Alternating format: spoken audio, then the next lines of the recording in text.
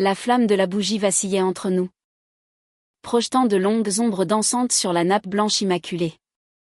De l'extérieur, nous formions un tableau parfait.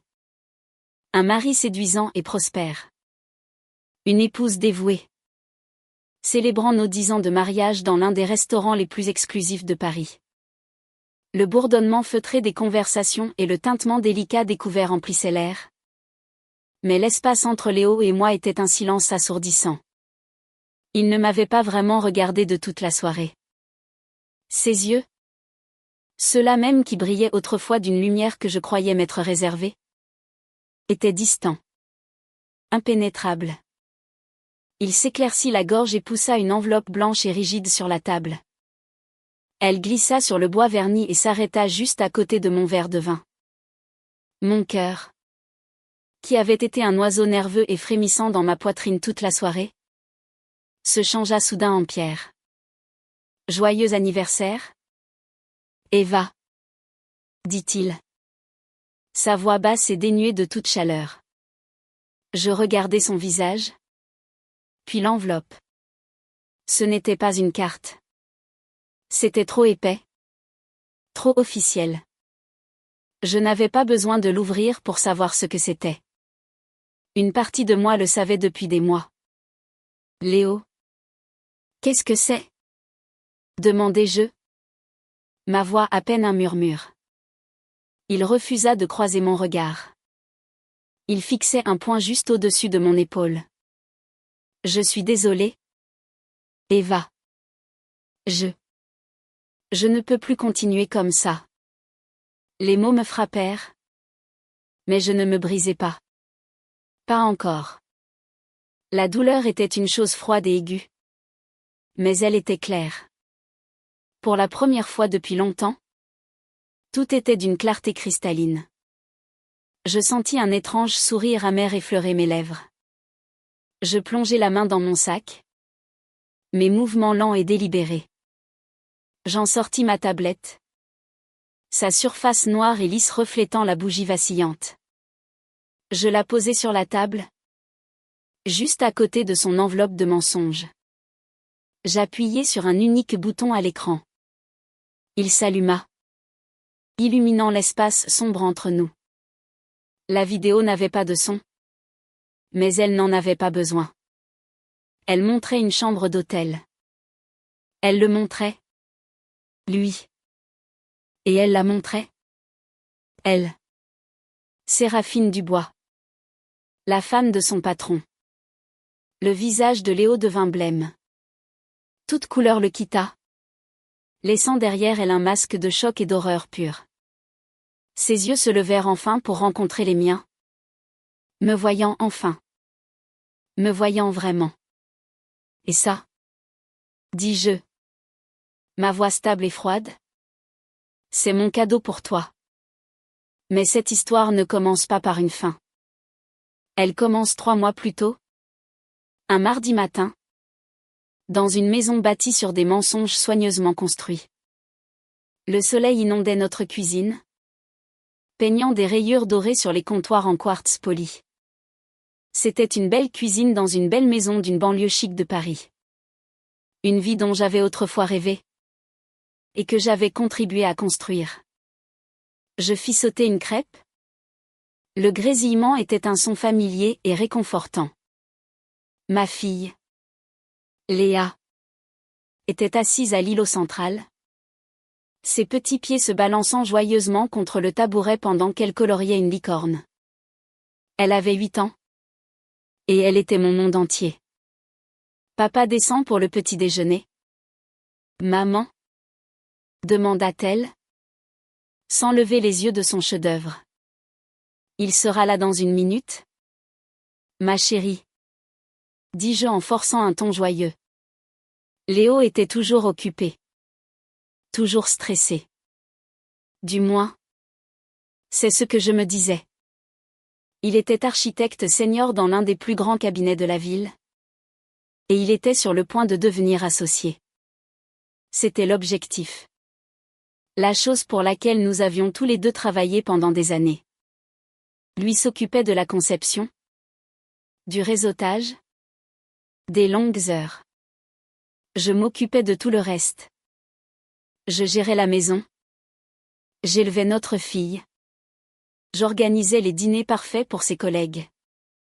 J'avais été une graphiste prometteuse avant notre mariage. Mais ma carrière avait été doucement, presque imperceptiblement, mise de côté pour faire de la place à la sienne. C'était un sacrifice que j'avais fait volontairement. Pour nous. Pour notre famille. Il descendit enfin. Déjà vêtu d'un costume élégant et sur mesure. Il ressemblait à un homme en couverture de magazine.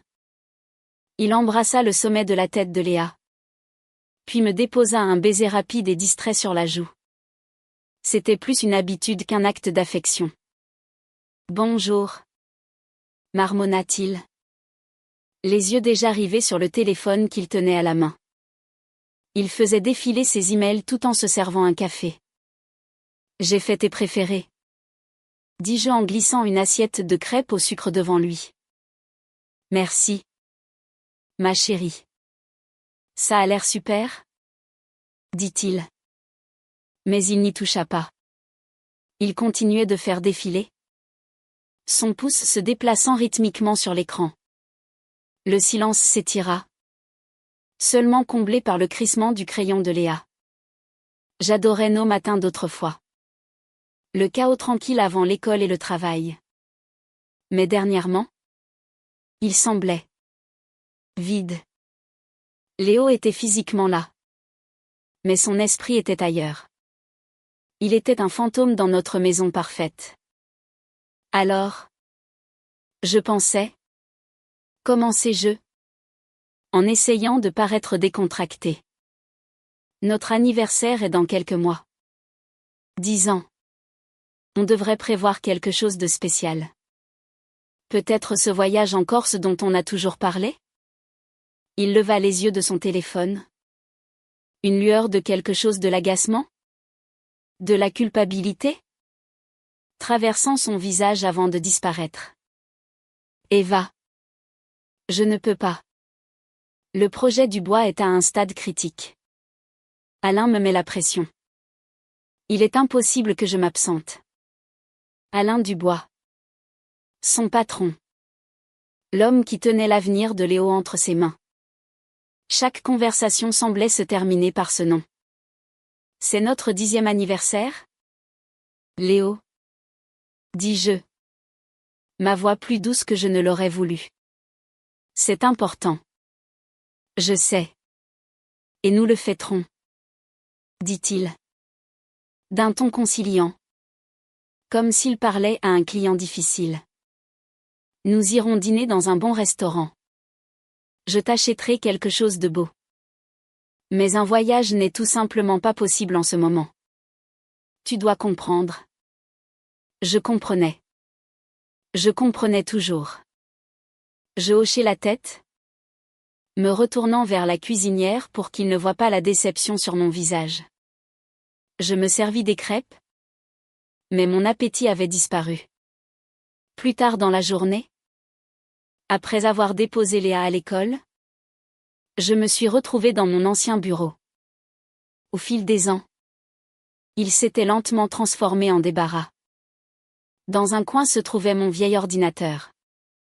Sur un coup de tête, je l'allumai. Il s'éveilla dans un vrombissement. Une relique d'un autre temps. J'ouvris mon ancien portfolio. L'écran se remplit de logos que j'avais conçus, de sites web que j'avais créés, de campagnes dont j'avais été fière. Je cliquai sur un dossier que je n'avais pas ouvert depuis des années, intitulé simplement « Pour moi ».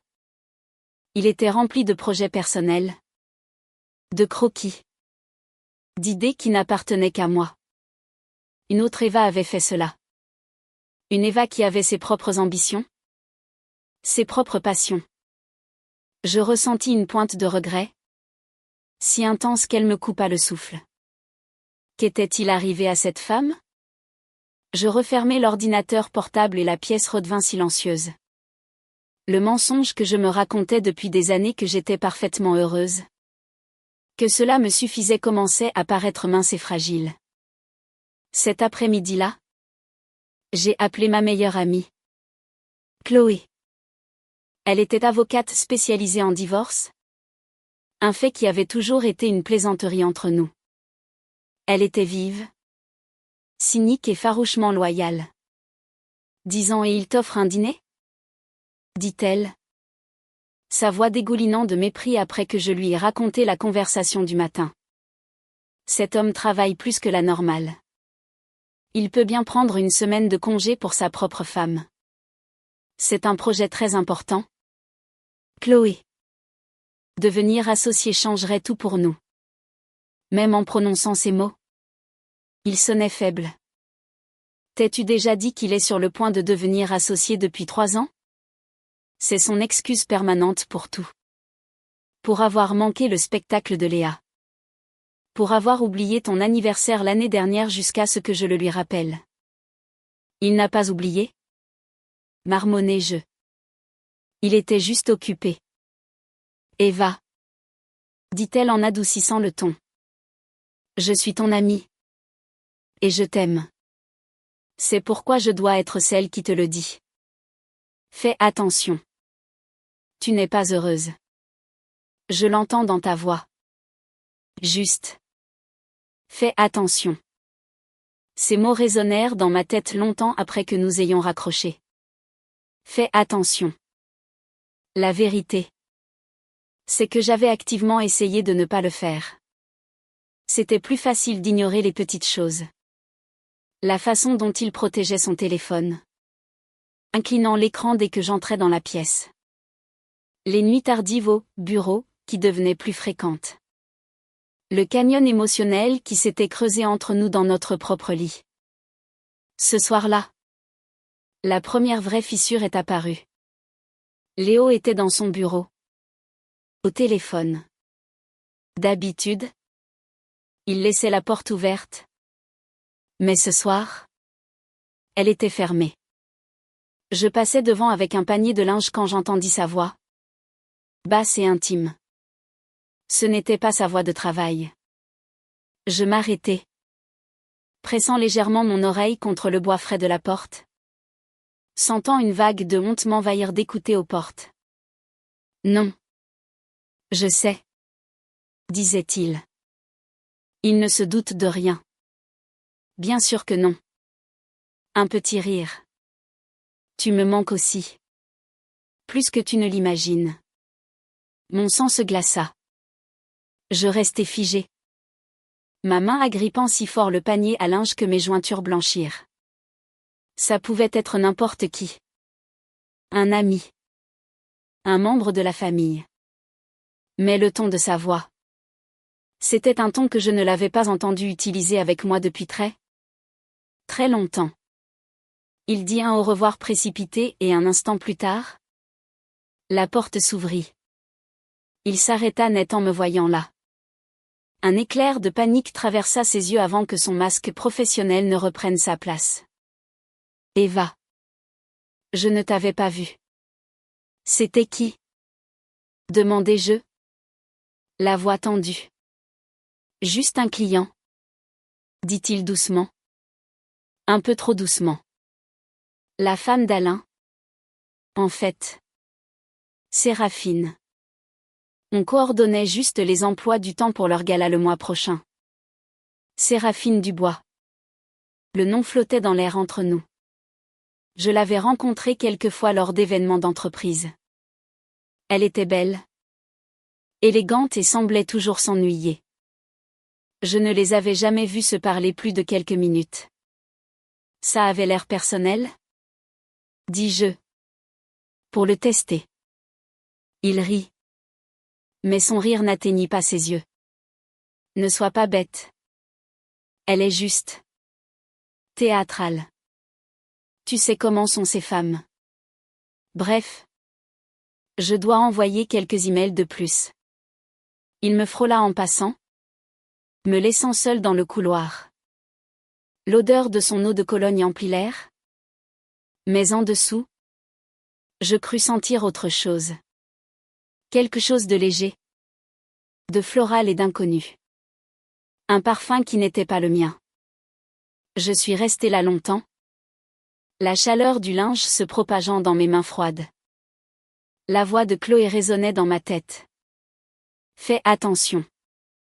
Et pour la première fois, je le faisais.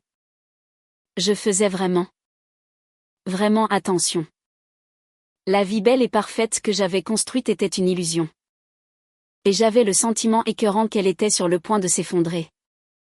Cette nuit-là, allongée dans le lit à côté d'un homme qui me semblait être un étranger, j'ai pris une décision. J'en avais fini d'ignorer les signes. Je devais connaître la vérité.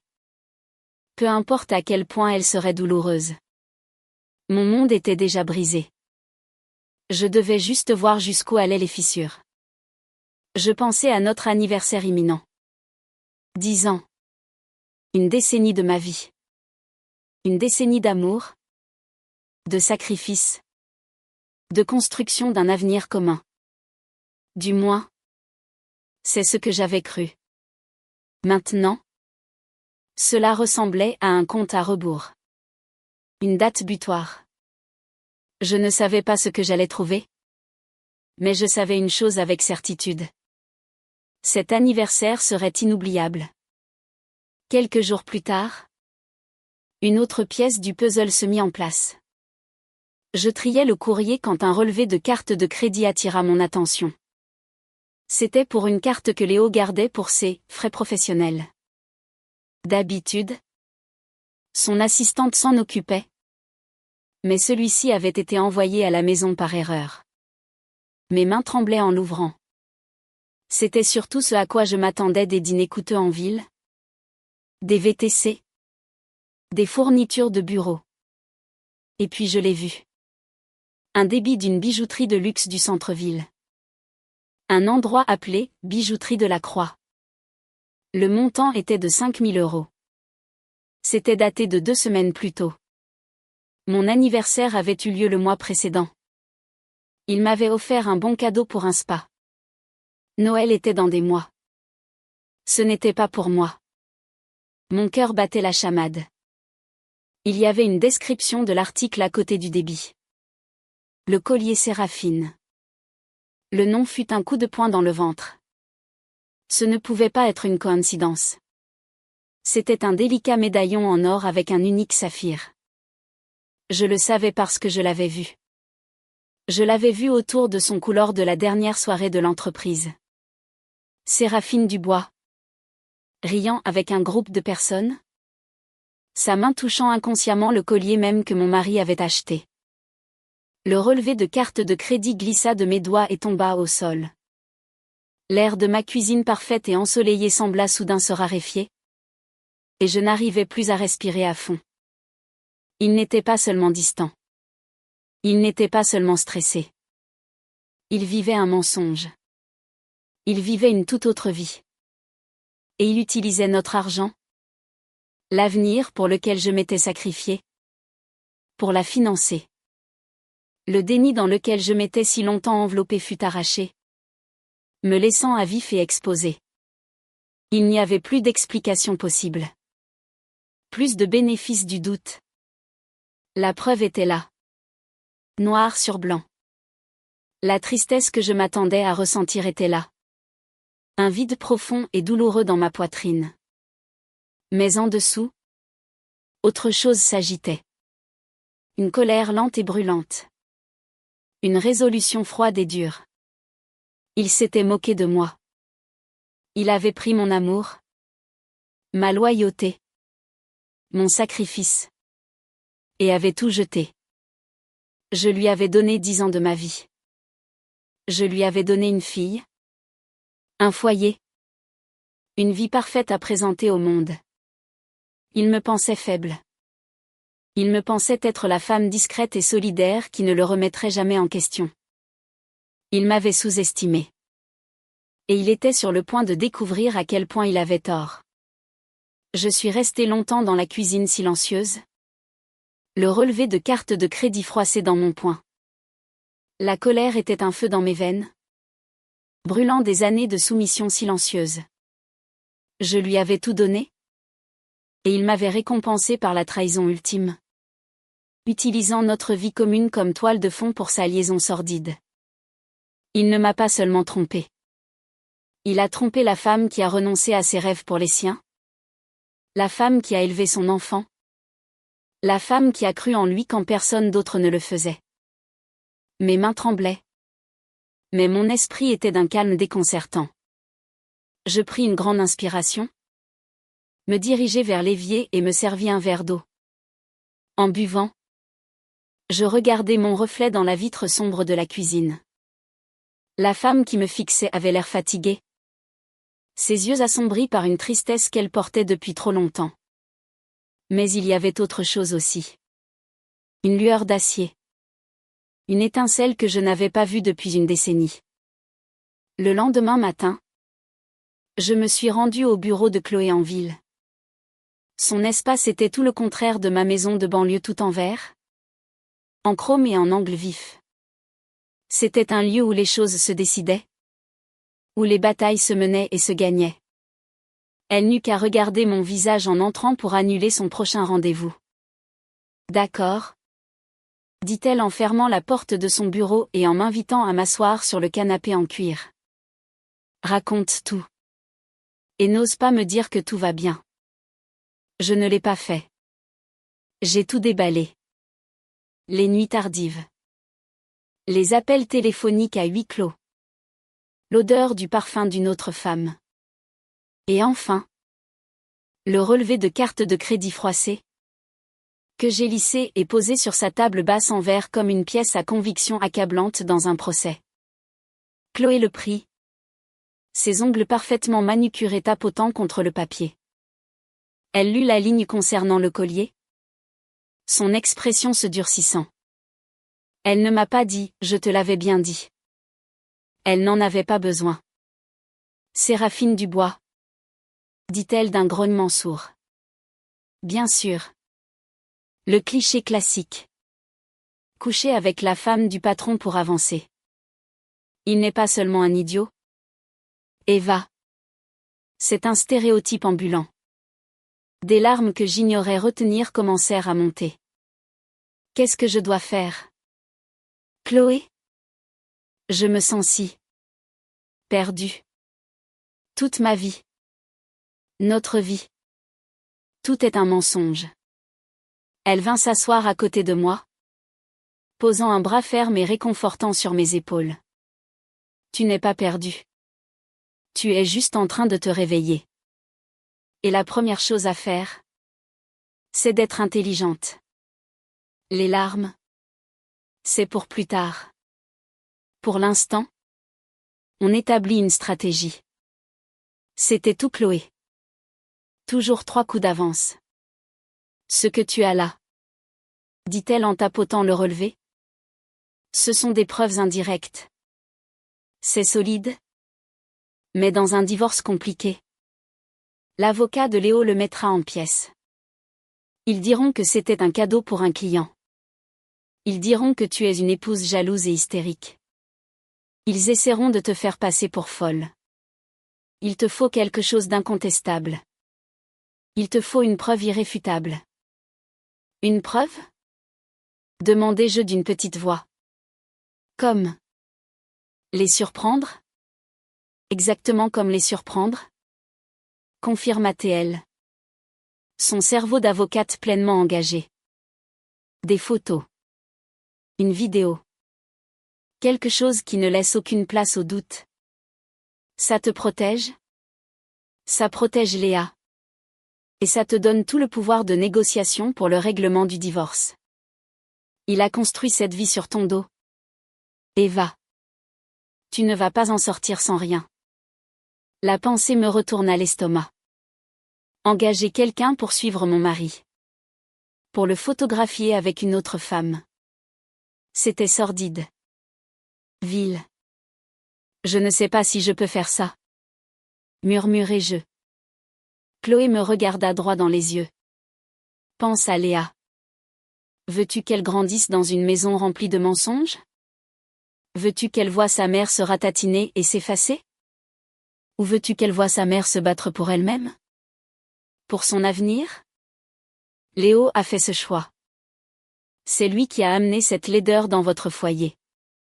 Tout ce que tu fais maintenant, c'est allumer la lumière. Ces mots résonnèrent au plus profond de moi. Elle avait raison. Il ne s'agissait plus seulement de moi. Il s'agissait de montrer à ma fille ce que fait une femme forte quand on la met à terre. Elle se relève. Et elle se bat. D'accord, dis-je. Ma voix plus assurée. Comment je fais? Chloé sourit. Un sourire sombre et déterminé. Je connais quelqu'un. C'est le meilleur. Discret. Professionnel. Et très bon dans son travail. Le coup de grâce est venu une semaine plus tard. J'essayais de maintenir une apparence de normalité à la maison pour le bien de Léa. C'était le rôle le plus difficile de ma vie. Je souriais à Léo. Je lui demandais comment s'était passée sa journée. Et pendant ce temps, l'image de ce collier et le son de son appel secret tournaient en boucle dans ma tête. Il est rentré tard un soir. L'air satisfait de lui. Grande nouvelle. Eva, annonça-t-il en desserrant sa cravate en entrant dans la cuisine. Alain m'envoie à ce grand séminaire d'architecture à Deauville. C'est une énorme opportunité. Beaucoup de grands noms y seront.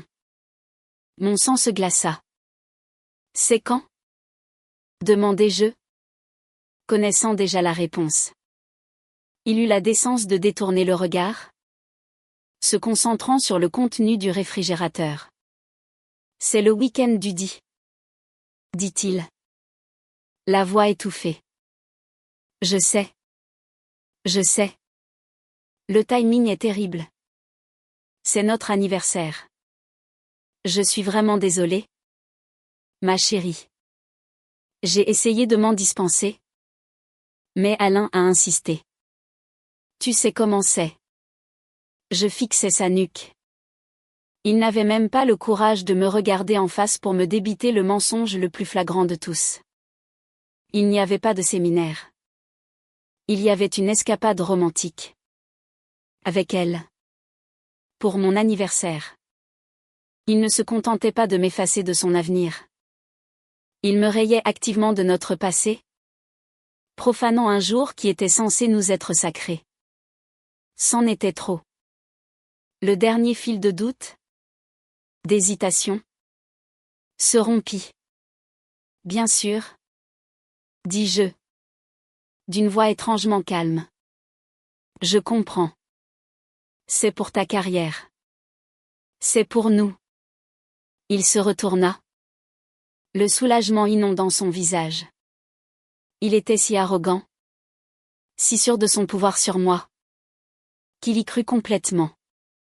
Merci de comprendre. Eva. Je savais que tu le ferais. Je me rattraperai. Promis. On fêtera ça à mon retour. Je me contentai de sourire. Un sourire froid et vide qui n'atteignit pas mes yeux.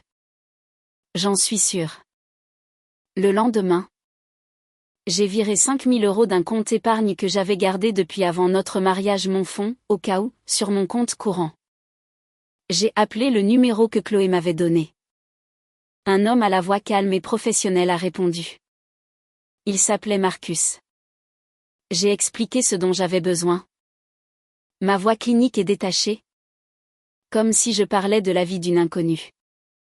Je lui ai donné l'emploi du temps de Léo, sa photo et le nom de Séraphine. Et ajoutai-je, la voix durcie. J'ai le fort pressentiment qu'il voyagera le week-end du 10. Je dois savoir où il va. Je dois tout savoir. Je comprends. Madame, dit Marcus. Je vous tiendrai au courant. Les jours qui suivirent furent un enfer particulier. Je menais une double vie. En surface. J'étais l'épouse et la mère parfaite. J'aidais Léa avec ses devoirs. Je préparais le dîner. Je demandais à Léo s'il avait bien tout préparé pour son séminaire. J'ai même feint la déception pour notre anniversaire. jouant le rôle de l'épouse patiente mais compréhensive qu'il attendait de moi. À l'intérieur, j'étais une épave. Chaque fois que mon téléphone vibrait, mon cœur bondissait dans ma gorge. Je mangeais à peine. Je ne pouvais pas dormir. Je vivais de café et d'adrénaline, attendant que le couperet tombe. Le couperet que j'avais payé pour faire aiguiser. C'était un jeudi après-midi. 2 jours avant le départ prévu de Léo. Léa était chez une amie. Et j'étais assise à l'îlot de la cuisine, fixant un magazine d'un air absent, quand mon téléphone a sonné avec une notification de nouvel email. L'expéditeur était une adresse anonyme et cryptée. L'objet ne contenait qu'un numéro de dossier. Mes mains tremblaient si fort que j'arrivais à peine à déverrouiller mon téléphone. J'ai ouvert l'email. Il n'y avait pas de texte.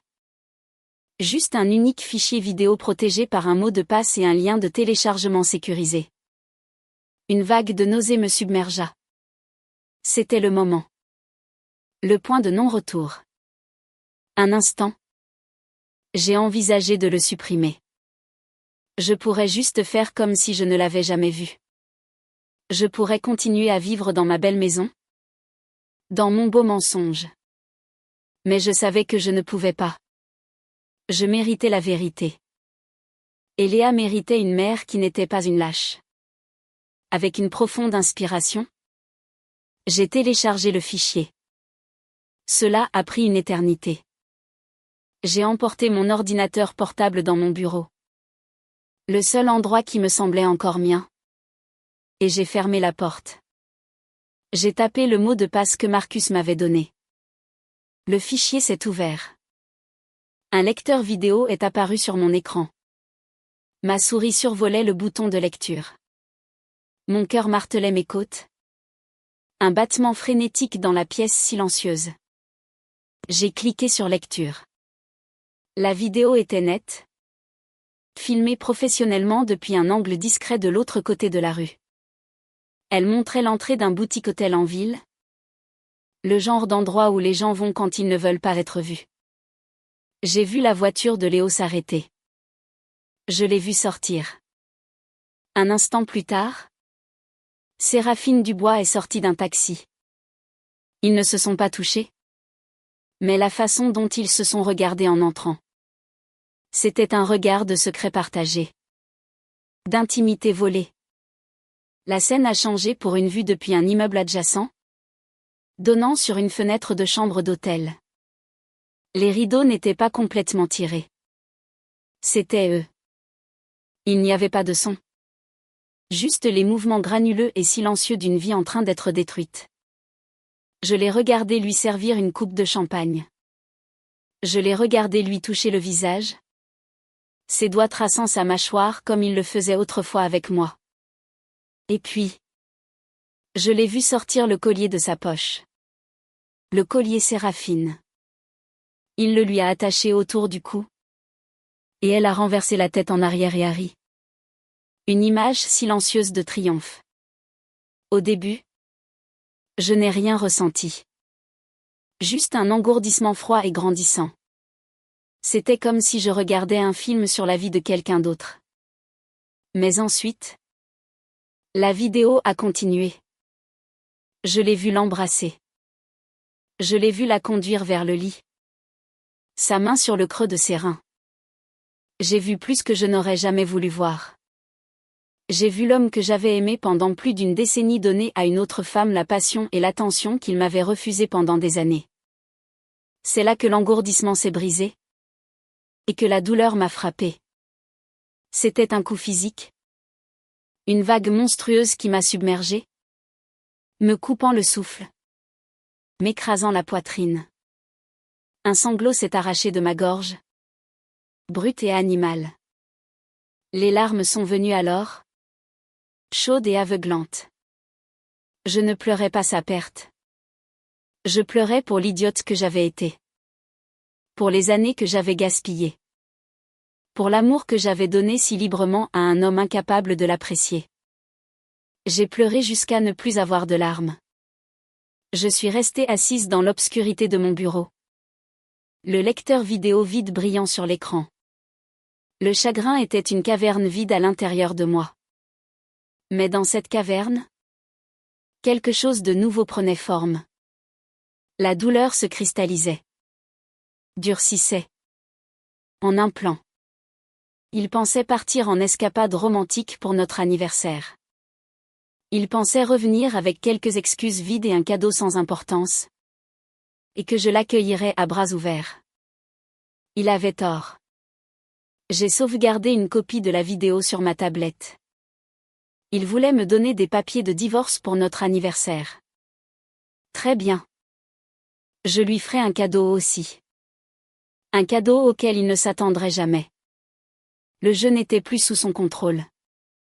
Il était sous le mien. Les 2 jours entre le visionnage de la vidéo et notre dîner d'anniversaire furent les plus longs de ma vie. Je me déplaçais dans ma maison comme un fantôme. Une actrice jouant le rôle d'Eva. Je souriais. Je cuisinais. J'aidais Léo à faire sa valise pour son séminaire. Pliant ses chemises impeccables et les posant à côté du costume qu'il prévoyait de porter pour notre dîner. L'ironie était si épaisse qu'elle en était presque suffocante. Il préparait 2 trahisons distinctes dans un seul sac. Je ressentis un étrange et glaçant sentiment de pouvoir.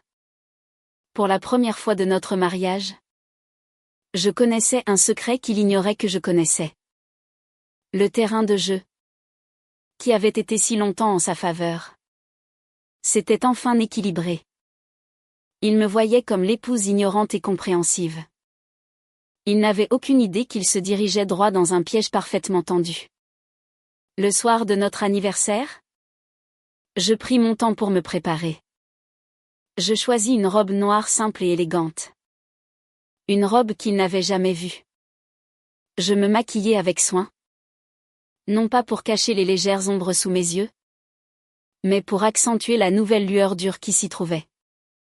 En me regardant dans le miroir, je vis la femme que j'étais, mais aussi la femme que j'allais devenir. Je n'étais plus seulement une épouse ou une mère. J'étais une survivante. Léo m'attendait en bas. Il était incroyable dans son costume gris foncé. Il sourit en me voyant. Un sourire charmeur et étudié qui n'atteignait plus ses yeux. Waouh! Eva! Tu es magnifique! Dit-il. Sa voix empreinte de cette fausse sincérité que je pouvais maintenant entendre si clairement. Toi aussi? Répondis-je. D'une voix égale. On y va? Le trajet jusqu'au restaurant fut rempli de ces bavardages sur le travail, sur le projet du bois, sur la pression qu'il subissait. J'écoutais, hochant la tête au bon moment, émettant les sons de sympathie appropriés. Ce n'était que du bruit. Un bruit blanc remplissant l'espace où une vraie conversation, une vraie connexion, existait autrefois. Je serrais mon sac à main sur mes genoux, la forme dure et rectangulaire de la tablette à l'intérieur étant un poids réconfortant. Le restaurant était exactement comme dans mes souvenirs du début de ma propre tragédie personnelle. C'était beau, cher et d'un calme suffocant. Un lieu conçu pour les secrets chuchotés et les grands gestes. Alors que le serveur nous installait à notre table isolée dans un coin, un sentiment de calme s'installa en moi. C'était la scène. Et la représentation allait commencer. Nous avons commandé du vin. Nous avons regardé les menus. Léo parlait, et je faisais semblant d'écouter. Il était si confiant, si complètement inconscient. Il pensait avoir le contrôle. Il pensait que c'était sa soirée. Son récit. Eva. Commença-t-il, après que le serveur eut pris notre commande. Il tendit la main sur la table. Sa main recouvrant la mienne. Sa peau était chaude. Mais le contact semblait froid. Étranger. Je résistais à l'envie de retirer ma main. Je sais que l'année dernière a été difficile. J'ai été submergée par le travail. Je n'ai pas été le mari que tu mérites. Ça y est. Pensais-je. Le discours de rupture en douceur. Le discours soigneusement répété conçu pour le faire passer pour un héros tragique plutôt qu'un salaud infidèle. Ce n'est pas toi. C'est moi. Poursuivit-il. La voix basse et sincère. J'ai l'impression de m'être perdu en cours de route. J'ai besoin d'espace pour comprendre qui je suis à nouveau. Je le regardais simplement. Mon expression illisible. Je le laissais parler. Je voulais entendre chaque mensonge. C'est pourquoi c'est si difficile, dit-il en retirant sa main et en attrapant l'enveloppe blanche dans la poche de sa veste. Il la fit glisser sur la table. Comme je savais qu'il le ferait. Elle s'arrêta à côté de mon verre de vin. Une condamnation à mort pour une décennie de ma vie. Joyeux anniversaire, Eva, dit-il. La voix chargée d'une fausse émotion. Je suis désolé, Eva. Je ne peux plus continuer comme ça. Je fixai l'enveloppe. À l'intérieur, je le savais, se trouvaient des papiers de divorce. Des documents légaux qui tenteraient de sectionner nettement une vie construite ensemble. Il s'attendait à des larmes. Il s'attendait à une scène? Peut-être. Des supplications. De la colère. Ce à quoi il ne s'attendait pas. C'était mon sourire. C'était un petit sourire triste et entendu. Je levai les yeux de l'enveloppe et croisai son regard. Il parut confus par mon manque de réaction. Tu as raison, Léo, dis-je. Ma voix calme mais claire. Nous ne pouvons plus continuer comme ça. Son visage se détendit de soulagement. Il pensait que c'était si facile. Il pensait que j'allais simplement céder. Mais avant de signer quoi que ce soit, continuai-je en plongeant la main dans mon sac. Mes doigts se refermèrent sur la tablette. Je pense que tu devrais d'abord ouvrir ton cadeau d'anniversaire. Je posai la tablette sur la table entre nous. Je déverrouillai l'écran et appuyai sur lecture. La vidéo silencieuse commença. Le hall de l'hôtel. Sa voiture. Son taxi. Son visage. Qui avait été un masque de chagrin fin. Se raidit. Ses yeux s'écarquillèrent.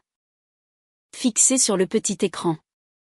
Il se vit entrer dans l'hôtel avec Séraphine Dubois. La femme de son patron. Il vit la scène changer pour la chambre d'hôtel. Il se vit verser du champagne. La couleur quitta son visage. On aurait dit qu'il avait reçu un coup de poing dans l'estomac. Il attrapa la tablette. Ses doigts maladroits. Comme si la toucher pouvait faire disparaître les images. Il se regarda attacher mon collier à 5000 € autour de son cou. Il se regarda se pencher et l'embrasser. Il claqua la tablette face contre table. Le son résonnant dans le restaurant silencieux. Quelques têtes se tournèrent dans notre direction. Qu'est-ce que c'est que ça? Siffla-t-il. Sa voix un murmure venimeux. Qu'est-ce que tu as fait? Je crois que la question est. Qu'est-ce que tu as fait? Répondis-je calmement.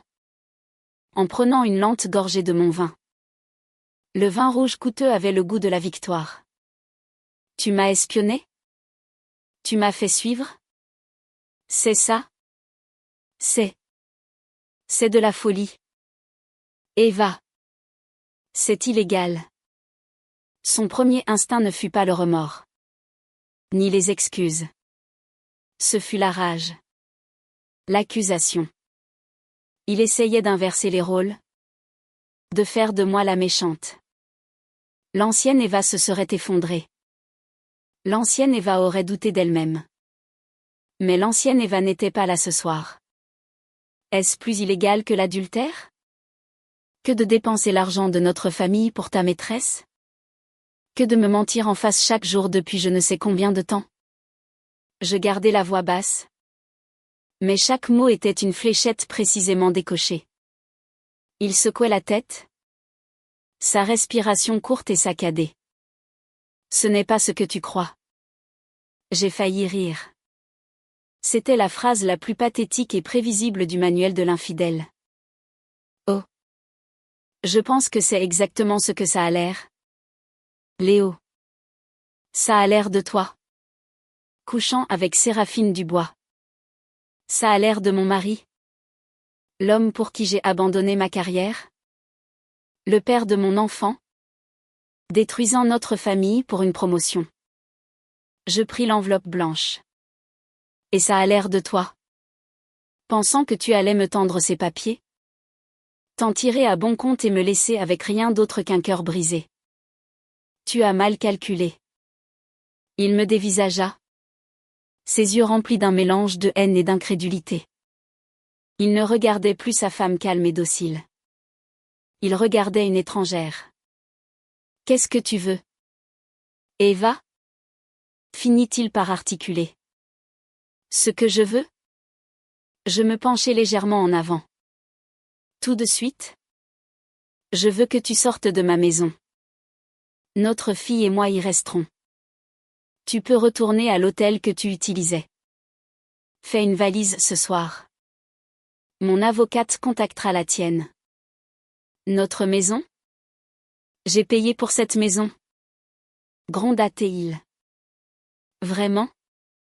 Ou est-ce mon héritage qui a fourni la compte? Mes années de travail non rémunérées en tant que mère au foyer? Un rôle qui t'a permis de travailler 80 heures par semaine? N'ont-elles rien apporté? On peut laisser les tribunaux décider. Si tu veux.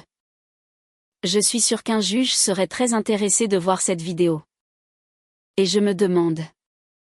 Que penses-tu qu'Alain Dubois fera quand il la verra? La menace atterrit exactement comme je l'avais prévu. La mention du nom de son patron le fit tressaillir. Toute sa carrière? La chose même pour laquelle il avait sacrifié sa famille? Ne tenait plus qu'à un fil. Et c'est moi qui tenais les ciseaux. Il était sans voix. Acculé. Il resta assis là. Fixant la tablette renversée. Les ruines de sa vie soigneusement construite étalées sur la nappe blanche entre nous. Je me levai. Mes jambes stables. Je posai un billet de 100 € sur la table. Le dîner est pour moi. Dis-je. Joyeux anniversaire. Je me retournai et m'éloignai. Je ne regardai pas en arrière. Je pouvais sentir ses yeux sur moi. Me brûlant le dos.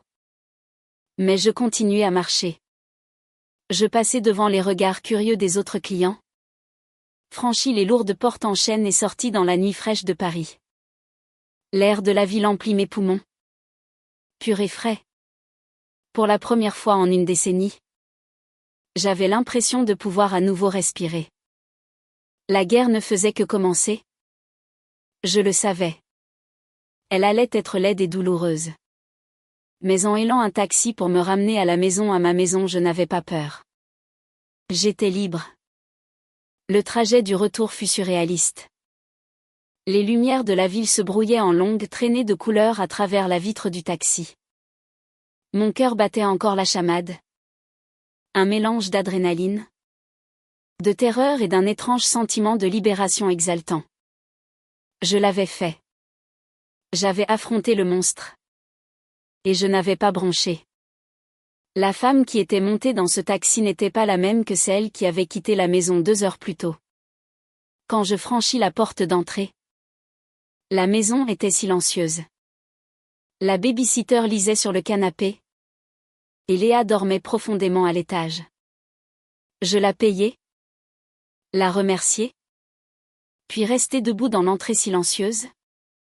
Les événements de la soirée m'assaillant. Notre foyer. Il avait le même aspect, les photos de famille sur le mur. Les petites chaussures de Léa près de la porte. La faible odeur du dîner que j'avais préparé la veille. Mais tout était différent.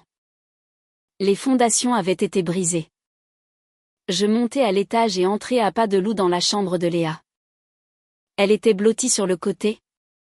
Son vieil ours en peluche préféré sous son bras. Sa poitrine se soulevait et s'abaissait au rythme régulier d'un sommeil innocent. Je dégageai une mèche de cheveux de son front. Et une vague d'amour féroce et protecteur m'envahit. C'était ça qui comptait. C'était elle qui comptait. Chloé avait raison. Je me battais pour elle. Pour un avenir débarrassé du poison des mensonges de son père. Je ne laisserais pas ses choix la détruire. J'étais assise dans le salon obscurci. Une tasse de thé froid entre les mains. Quand j'entendis sa voiture entrer dans l'allée. Il était presque minuit. Je me préparais. La confrontation contrôlée au restaurant était une chose. Une dispute dans notre maison. L'endroit où nous avions construit notre vie. En était une autre. Il entra par le garage. Ses mouvements lourds. Il n'alluma pas les lumières. Mais je pouvais voir sa silhouette dans le clair de lune qui filtrait par les grandes fenêtres. Eva? Appela Théil. La voix hésitante. Je suis là. Dis-je. D'une voix neutre. Il entra dans le salon et resta là. L'air perdu et déplacé dans la pièce où il avait dormi la nuit précédente. Il faut qu'on parle de ça. Dit-il. La voix basse. Je crois avoir dit tout ce que j'avais à dire au restaurant. Répliquai-je. Sans bouger de ma chaise. Tu dois faire une valise et partir. Eva. Sois raisonnable. Il est au milieu de la nuit. Où suis-je censée aller? Et qu'est-ce qu'on va dire à Léa? La mention du nom de notre fille était une tactique délibérée. Il essayait de l'utiliser. De me culpabiliser pour que je recule. La colère que j'avais ressentie au restaurant revint. Chaude et vive. Tu aurais dû penser à Léa avant de commencer à coucher avec la femme de ton patron. Lançai-je sèchement. Et tu peux aller à l'hôtel. Tu peux aller chez elle. Franchement. Léo. Je me fiche de savoir où tu vas. Mais tu ne dors pas dans cette maison ce soir. Il s'approcha. Les mains levées dans un geste apaisant. D'accord. D'accord. Tu es en colère. Je comprends. J'ai tout gâché. Royalement. Je le sais. Mais on ne peut pas jeter 10 ans comme ça. Nous avons une famille. On peut arranger ça. On peut aller voir un conseiller. Je le fixai. Incrédule. Il n'avait toujours pas compris. Il pensait que c'était quelque chose qui pouvait être arrangé. Comme un robinet qui fuit ou une chaise cassée. Il pensait que quelques séances de thérapie pouvaient masquer une trahison de cette ampleur. Arranger ça? Demandai-je. D'une voix dangereusement calme. Il n'y a rien à arranger? Léo. Tu n'as pas seulement fait une erreur. Tu as fait un choix. Tu as fait des centaines de choix. Chaque fois que tu m'as menti. Chaque fois que tu as effacé un message. Chaque fois que tu es rentré en sentant son parfum. C'étaient tous des choix. Et voici la conséquence. C'est juste arrivé. Eva. Ça ne voulait rien dire. Plaida-t-il. Sa voix se brisant d'un désespoir qui aurait pu m'émouvoir il y a des mois. Maintenant? Cela semblait juste pathétique. Ça ne voulait rien dire? Je me levai. Incapable de rester assise plus longtemps. Tu lui as acheté un collier à 5000 €. Léo. Tu prévoyais de l'emmener en voyage pour notre anniversaire. Tu m'as tendu des papiers de divorce parce que tu voulais me quitter pour elle. N'ose pas me dire que ça ne voulait rien dire. Ça voulait tout dire. Ça voulait dire plus que moi. Plus que Léa. Plus que toute notre vie ensemble. Il passa une main dans ses cheveux. Un geste de pure frustration. Il perdait le contrôle. Et il détestait ça. Tu ne comprends pas la pression que je subis. Alain me fait miroiter ce poste d'associé depuis des années. Séraphine. Elle a de l'influence sur lui. C'était stratégique. L'excuse était civile. Si froidement transactionnelle, qu'elle me laissa momentanément sans voix. Il n'essayait même pas de prétendre que c'était une question d'amour ou de passion. Il avait vendu notre mariage pour un bureau d'angle. Stratégique. Répétais-je. Le mot ayant un goût de cendre dans ma bouche. Alors tu as prostitué notre mariage pour un titre. Félicitations. Léo. J'espère que ça en valait la peine. Maintenant? Sors. Son visage se durcit. Le faux remords disparaissant complètement. Remplacé par le rictus laid d'un animal acculé. Très bien. Tu veux la guerre? Eva? Tu l'auras. Je ne quitte pas ma maison. Et je ne laisserai certainement pas ma fille avec toi quand tu agis comme ça. Tu es instable. Je suis instable? Je laissai échapper un rire sec et sans humour. C'est ta stratégie? Me faire passer pour l'épouse folle? Bonne chance avec ça. J'ai une vidéo. Tu te souviens? Ou as-tu oublié ta séance de stratégie avec Séraphine? Il fit un pas menaçant vers moi. Si tu envoies cette vidéo à qui que ce soit, je ferai de ta vie un enfer. Je te prendrai Léa. Je dirai au tribunal que tu es une mère indigne. Je dépenserai chaque centime que nous avons en avocat jusqu'à ce qu'il ne te reste plus rien. Je ne reculai pas. Je tins bon. Le menton haut. Et c'est. Je ne suis plus la même femme que tu as épousée. Léo. Je ne suis pas la femme qui restera assise en silence pendant que tu détruis tout.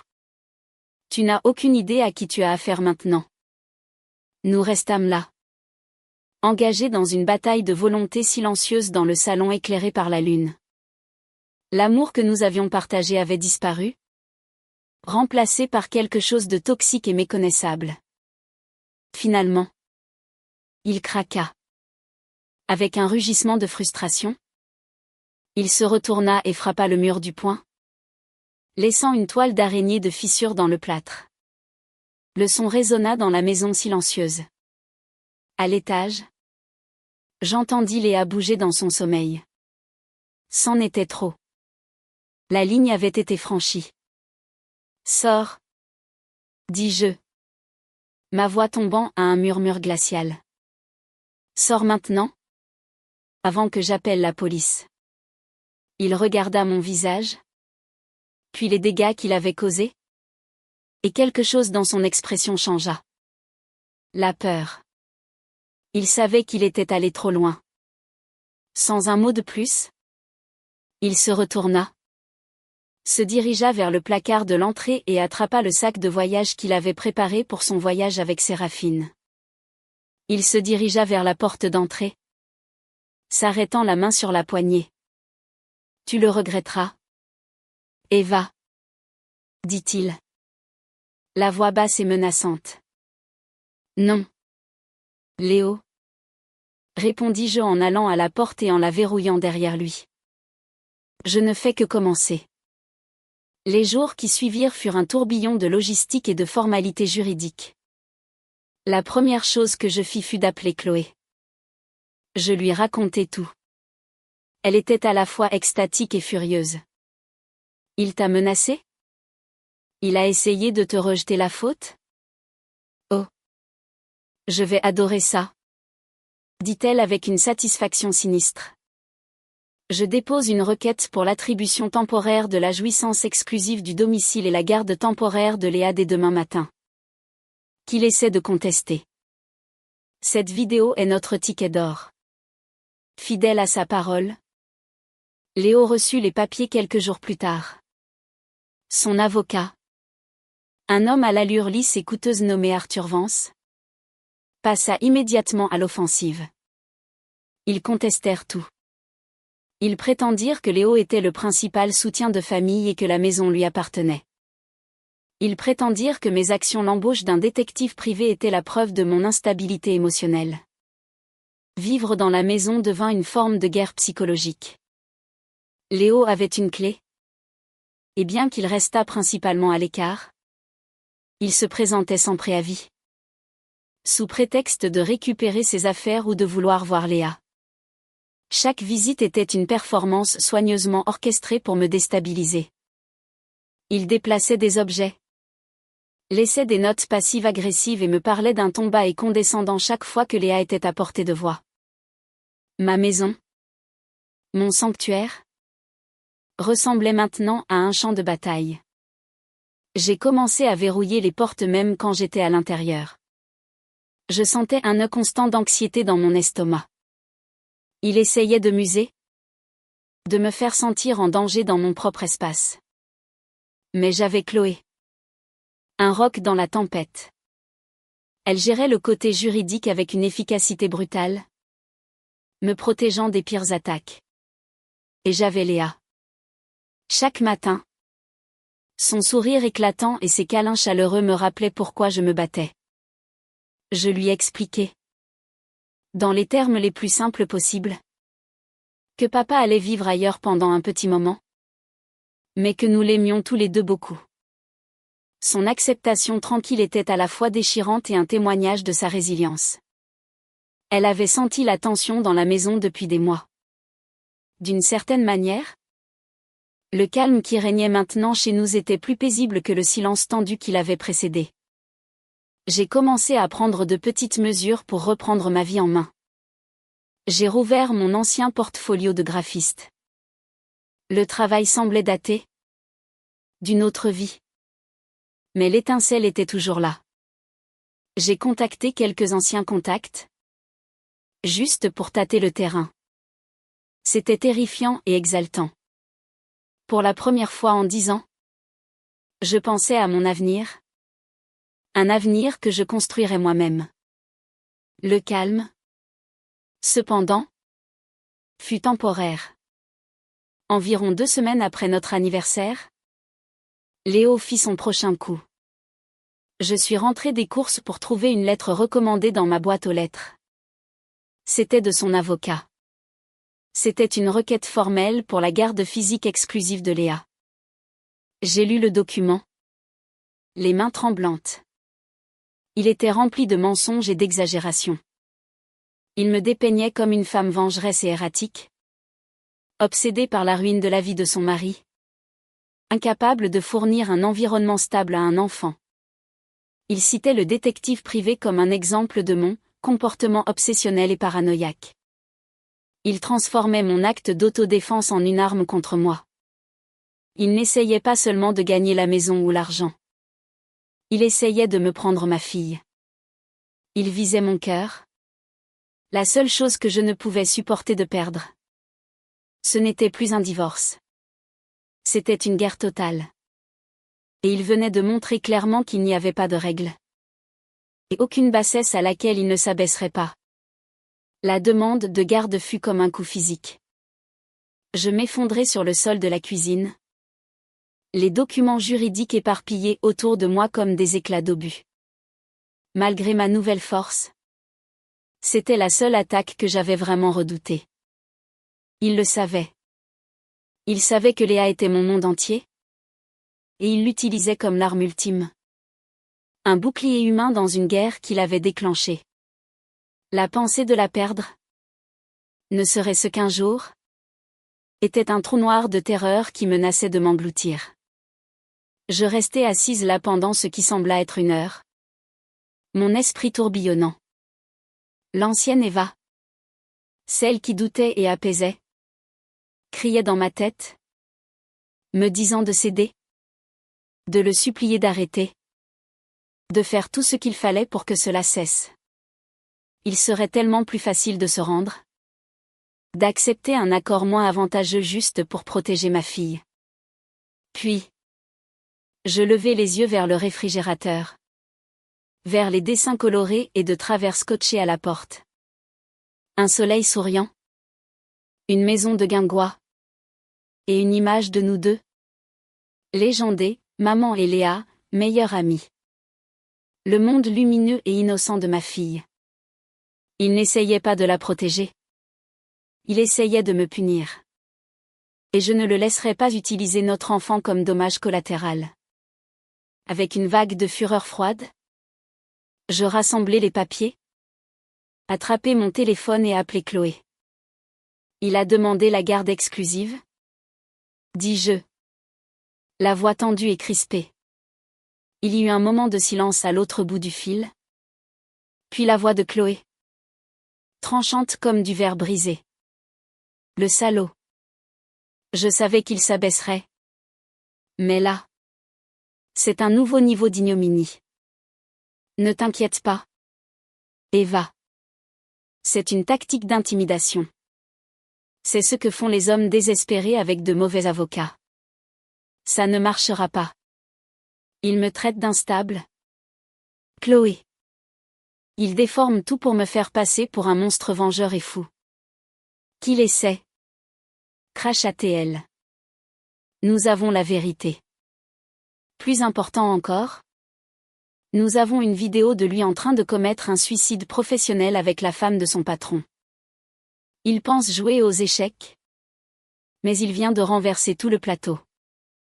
Maintenant, écoute-moi. C'est le point critique. C'est là qu'il pousse avec tout ce qu'il a. En espérant que tu craqueras. Nous n'allons pas craquer. Nous allons riposter. Plus fort. Sa confiance était une bouée de sauvetage. Elle avait raison. C'était son coup désespéré. Son va-tout. Il pensait pouvoir m'intimider pour me soumettre. Il ne comprenait toujours pas à qui il avait affaire. Qu'est-ce qu'on fait? Demandai-je.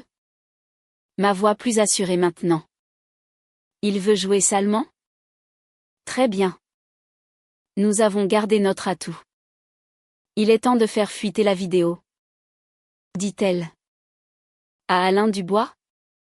Demandai-je. L'estomac noué à cette pensée. Autant je détestais Léo. Autant l'idée de ruiner délibérément et directement sa carrière me semblait lourde. C'était comme faire un pas dans une obscurité dont je ne pourrais pas revenir. Non. Dit Chloé. Anticipant mon hésitation. Pas directement à Dubois.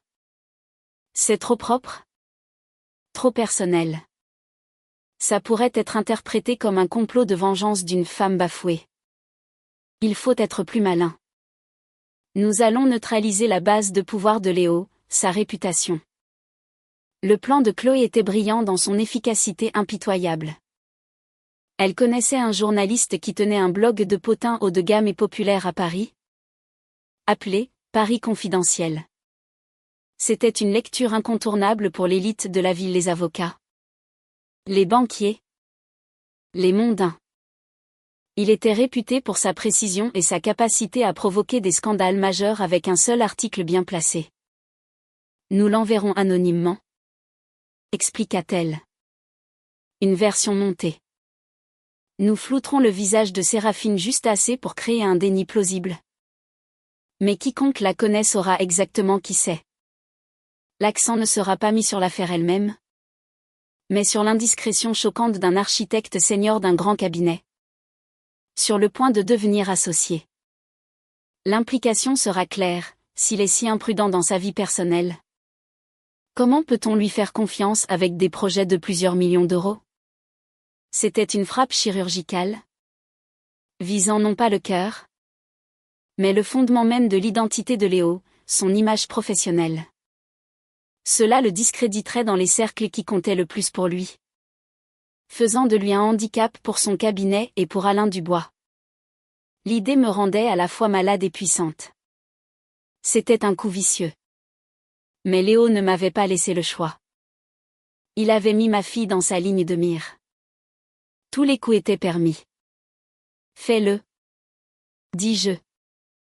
Cette nuit-là, après que Léa se soit endormie, je me suis assise à mon ordinateur et j'ai fait le montage moi-même. Mes compétences en graphisme, restées en sommeil si longtemps, me sont revenues. J'ai soigneusement pixelisé le visage de Séraphine dans chaque image. Un fantôme dans sa propre indiscrétion. J'ai laissé le visage de Léo parfaitement, brutalement clair. J'ai joint le clip monté à un email anonyme et crypté et je l'ai envoyé à l'adresse que Chloé m'avait donnée. En appuyant sur « Envoyer », j'ai ressenti un profond sentiment de finalité. Il n'y avait plus de retour en arrière possible. L'histoire a éclaté 2 jours plus tard. C'était un mardi matin. Je venais de déposer Léa à l'école quand mon téléphone s'est mis à vibrer sans arrêt. C'était Chloé. Regard de Paris confidentiel. Maintenant, fut tout ce qu'elle dit. Mes mains tremblaient en tapant l'URL dans mon navigateur. Et c'était là. À la une. Le titre était sensationnel, l'étoile montante du cabinet Dubois prise en fâcheuse posture. L'article était savamment écrit. Rempli d'un langage suggestif mais veillant à éviter toute accusation directe qui pourrait mener à un procès en diffamation. Il parlait d'une source anonyme, d'une vidéo montrant un éminent architecte parisien, dans un cadre très intime, avec une mystérieuse brune bien connectée. Et c'était là. Un court GIF en boucle de la vidéo. Léo. Parfaitement reconnaissable. Embrassant le visage flouté de Séraphine Dubois. L'histoire s'est répandue comme une traînée de poudre. En 1 heure, c'était le sujet de conversation de toute la ville. Mon téléphone bourdonnait de textos d'anciens amis et connaissances. Des gens dont je n'avais pas eu de nouvelles depuis des années. Est-ce que ça va? Je pense à toi. Je suis vraiment désolée. Eva. Ils savaient tous. Tout le monde savait. J'aurais dû me sentir humiliée. Exposée. Mais non. Je ressentis un étrange sentiment de justification. Le secret que j'avais porté seul était enfin révélé au grand jour. Et le monde voyait Léo pour ce qu'il était vraiment. Les retombées pour Léo furent immédiates et catastrophiques. Il m'appela. La voix un murmure frénétique et étranglé. Que as-tu fait? Mon Dieu. Eva. Qu'as-tu fait? J'ai fait ce que je devais faire pour protéger ma fille. Dis-je. La voix froide et égale. Tu m'as ruiné. Ma carrière est finie. Alain m'a appelé ce matin. Il l'a vu. Tout le monde l'a vu. Ils m'ont suspendu. En attendant une enquête interne. As-tu la moindre idée de ce que tu as fait? Oui. Dis-je. J'ai montré à tout le monde la vérité. La vérité que tu as essayé de cacher. La vérité pour laquelle tu étais prêt à détruire notre famille. C'est toi qui as provoqué ça. Léo. Chaque parcelle. Je raccrochai avant qu'il ne puisse répondre. Les conséquences furent brutales. L'article du blog déclencha une réaction en chaîne. Alain Dubois. Un homme obsédé par la réputation de son cabinet. Était furieux. Non seulement parce que Léo avait couché avec sa femme. Mais parce qu'il avait été assez stupide pour se faire prendre. Embarrassant le cabinet et, par extension, Alain lui-même. Le poste d'associé de Léo, la chose pour laquelle il avait tout sacrifié, était perdu. Sa carrière, du moins à Paris, était en cendres. Séraphine. Protégée par son visage flouté et le pouvoir de son mari. Disparue de la scène publique. Probablement envoyée pour des vacances prolongées en Europe. Elle s'en sortirait. C'est Léo qui dut affronter seul l'incendie. Il devint un paria. Ses soi-disant amis du travail cessèrent de répondre à ses appels. Il fut ostracisé des cercles sociaux d'élite qu'il avait tant travaillé à pénétrer. Il avait bâti toute son identité sur les fondations de sa carrière et de sa réputation. Sans elle, il n'était rien. Son avocat retira immédiatement la demande de garde exclusive. Il savait qu'il n'avait aucune chance maintenant. Léo n'était plus le pourvoyeur stable et prospère. Il était un adultère en disgrâce et au chômage. J'étais la personne stable. J'étais la partie lésée. J'avais la supériorité morale. Et maintenant? J'avais aussi la supériorité juridique. C'était une victoire? Mais elle n'avait pas le goût sucré que j'avais imaginé. Assister à l'implosion totale de l'homme que j'avais autrefois aimé. Le père de mon enfant? Était une chose compliquée et désordonnée. Il y avait une satisfaction sinistre. Oui. Mais il y avait aussi une profonde tristesse pour la vie que nous avions perdue. Pour l'homme qu'il aurait pu être si son ambition ne l'avait pas consumé. Mais toute sympathie persistante que j'aurais pu ressentir fut effacée une semaine plus tard. Je reçus un email de Chloé avec pour objet « Tu dois voir ça ». C'était une copie des déclarations financières de Léo pour la procédure de divorce. En parcourant les pages de relevés bancaires et de comptes d'investissement, je le vis. Un compte séparé, dont je n'avais jamais connu l'existence. Au cours des 5 dernières années, une partie de son salaire avait été détournée vers ce compte secret. Il contenait plus de 200 000 euros. Il planifiait cela depuis des années. Planifiait sa sortie. Planifiait de nous laisser. Léa et moi. Avec la maison, l'hypothèque et une fraction de nos biens communs. Tandis qu'il partait avec un pécule secret. La vidéo concernait sa trahison de nos vœux. Ceci. C'était une trahison de notre partenariat? De notre confiance? De toute notre histoire commune. Il ne m'avait pas seulement trompé avec une autre femme. Il volait activement l'avenir de notre famille depuis une demi-décennie. Toute tristesse que je ressentais pour lui disparut, remplacée par une résolution froide et dure. Ce n'était plus seulement un divorce. Il s'agissait de justice. Il avait essayé de tout me prendre, ma dignité, ma fille, ma sécurité financière. Il m'avait sous-estimé à chaque étape. Maintenant, debout sur les ruines de sa vie, il était sur le point d'apprendre combien son erreur de calcul allait vraiment lui coûter. La vraie bataille allait commencer. La découverte du compte bancaire secret a tout changé. Il ne s'agissait plus seulement d'infidélité. Il s'agissait d'une fraude calculée et à long terme. Léo n'était pas seulement tombé dans une liaison. Il avait méticuleusement planifié une évasion, siphonnant notre avenir commun dans un fonds privé pendant que j'étais à la maison à faire le budget des courses et à organiser les fêtes d'anniversaire de Léa.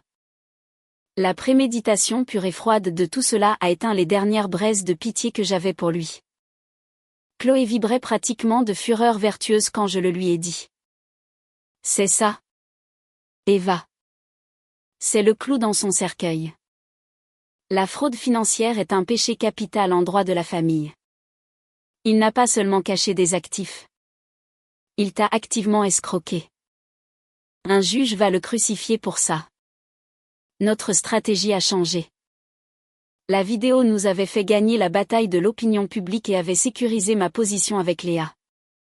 Le compte secret nous ferait gagner la guerre.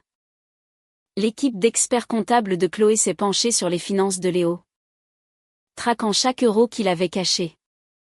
Léo, réalisant à quel point il était en difficulté, devint encore plus désespéré. Ses attaques devinrent plus personnelles, plus déséquilibrées.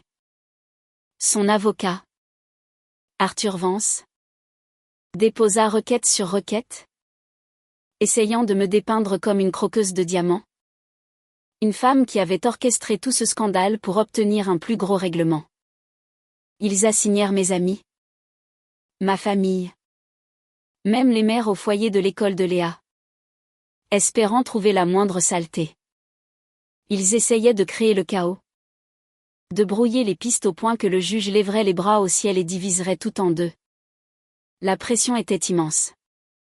Ma vie est devenue une série de dépositions et de réunions juridiques. J'ai dû raconter les détails les plus douloureux et intimes de mon mariage à une salle pleine d'étrangers. Vance était un maître de l'insinuation. Ces questions conçues pour me faire douter de ma propre mémoire. De ma propre santé mentale. Madame? N'est-il pas vrai que vous n'aviez pas travaillé depuis 10 ans? Que vous dépendiez entièrement financièrement de votre mari? Demandait-il. Sa voix dégoulinant de condescendance. J'élevais notre enfant et je gérais notre foyer pour que mon mari puisse se concentrer sur la carrière qui nous soutenait tous les deux. C'était un partenariat? Répondais-je. La voix stable. Répétant les mots que Chloé et moi avions pratiqués. Un partenariat où il gagnait tout l'argent? Et où vous le dépensiez? Contrait-il. C'était humiliant. C'était épuisant. Il y avait des soirs où je rentrais et je restais assise dans ma voiture. Trop épuisée émotionnellement pour même entrer. Mais ensuite, je voyais la lumière allumée dans la chambre de Léa. Et je trouvais la force de continuer. Je me battais pour plus que de l'argent. Je me battais pour la valeur des 10 dernières années de ma vie. Je me battais pour que ma contribution soit reconnue. Et non rejetée comme une dépense frivole. Le jour de l'audience finale arriva. C'était un matin froid et gris. Le tribunal semblait stérile et imposant. J'étais assise à une table avec Chloé. Vêtue d'un tailleur gris simple et professionnel. Léo était assis à l'autre avec Arthur Vance. Il ne me regardait pas. Il semblait plus petit. Diminué. L'homme arrogant et confiant que j'avais épousé avait disparu. Remplacé par un étranger pâle et vidé. Sa carrière était en ruine. Sa réputation détruite.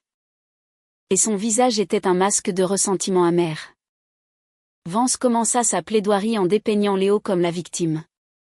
Un homme talentueux et travailleur qui avait commis une seule erreur regrettable. Et qui était maintenant la cible d'une ex-femme vengeresse et avide. Il me présenta comme une femme qui avait tout planifié. Faisant fuiter la vidéo non par douleur, mais par malveillance. Eva n'était pas une victime dans cette affaire? Argumenta Vance. Sa voix résonnant dans la salle d'audience silencieuse. C'était une opportuniste. Elle a vu une chance de transformer l'indiscrétion de son mari en un billet de loterie gagnant. Je sentis la colère monter dans ma poitrine. Une vague chaude et suffocante. Mais je tins bon. Gardant une expression neutre. Mes mains jointes calmement sur la table devant moi. Je ne lui donnerais pas la satisfaction de me voir craquer. Puis ce fut le tour de Chloé. Elle se leva. Et toute l'énergie de la pièce changea. Elle n'était ni bruyante ni théâtrale. Elle était précise, méthodique et totalement autoritaire. Elle commença non pas par l'affaire, mais par mon ancien portfolio de graphiste, qu'elle soumit comme preuve. Avant d'être une épouse et une mère, Eva était une designer d'un talent et d'une promesse considérable. C'est la carrière qu'elle a volontairement et heureusement mise en pause pour soutenir l'ambition de son mari. Sur la base d'une promesse d'un avenir partagé. Un avenir que M. Léo complotait secrètement de voler. Elle guida ensuite le juge à travers les dossiers financiers. Avec une précision chirurgicale. Elle exposa les preuves du compte secret, montrant les virements qui coïncidaient avec les primes et les augmentations de Léo. Elle montra comment l'argent était utilisé non pas pour les affaires, mais pour des dépenses personnelles somptueuses des week-ends, des cadeaux coûteux, le collier même qu'il avait offert à sa maîtresse. Il ne s'agit pas d'une seule erreur regrettable. Votre honneur, dit Chloé. Sa voix vibrant de conviction. Il s'agit d'une campagne de tromperie calculée sur plusieurs années. Monsieur Léo ne commettait pas seulement l'adultère. Il commettait une fraude financière contre sa propre famille. Il ne se contentait pas de rompre ses vœux. Il volait activement sa femme et son enfant. Enfin, elle aborda la question de la vidéo. Maître Vance voudrait vous faire croire que ma cliente a fait fuiter cette vidéo par cupidité. La vérité est qu'elle a agi par peur. Elle n'a agi qu'après que Monsieur Léo l'a menacée, a endommagé leur domicile, puis a déposé une demande de garde exclusive sans fondement et malveillante, tentant de lui enlever son enfant. Ce n'était pas un acte d'agression. C'était un acte d'autodéfense. L'acte d'une mère protégeant son enfant d'un homme qui avait prouvé qu'il ne reculerait devant rien pour obtenir ce qu'il voulait. Elle marqua une pause, laissant les mots flotter dans l'air. Elle regarda directement Léo, qui leva enfin les yeux, ses yeux grands ouverts de choc, comme s'il entendait la véritable histoire de ses propres actions pour la toute première fois. Monsieur Léo a construit un magnifique château de cartes. Votre honneur. Une carrière parfaite. Une réputation parfaite. Mais tout était construit sur des fondations de mensonges. Ma cliente n'a pas fait s'effondrer ce château. Elle a simplement allumé la lumière. Et il est tombé de lui-même. Chloé s'assit. La salle d'audience était silencieuse. La juge, une femme au visage sévère d'une soixantaine d'années, baissa les yeux sur les piles de preuves devant elle. Elle regarda le visage pâle et tendu de Léo. Puis le mien. Je croisai son regard. Et pour la première fois, je la laissai tout voir. La douleur, la colère, mais aussi la force. La détermination inébranlable d'une mère qui avait été poussée à bout et avait refusé de tomber. La juge s'éclaircit la gorge. Monsieur, dit-elle. Sa voix sévère et impitoyable. Au cours de toutes mes années de service, j'ai rarement vu un mépris aussi flagrant et calculé pour le caractère sacré d'un partenariat conjugal. Vos actions, tant sur le plan personnel que financier, sont répréhensibles. Léo s'enfonça dans sa chaise, le sang quittant son visage. Le jugement fut rapide et brutal. On m'accorda la garde physique exclusive de Léa. Léo aurait des visites supervisées, en attendant de suivre un cours de gestion de la colère. On m'accorda la maison, sans aucune charge. Et en raison de la fraude financière, on m'accorda 70% de tous les biens matrimoniaux, y compris la totalité des 200 000 € de son compte secret, plus des dommages-intérêts et tous mes frais de justice. C'était une victoire totale et complète. Plus que ce que Chloé et moi avions même espéré. Alors que la juge levait la séance, Arthur Vance rangeait déjà son porte-documents, accordant à peine un second regard à Léo. Il avait perdu, et il passait à autre chose.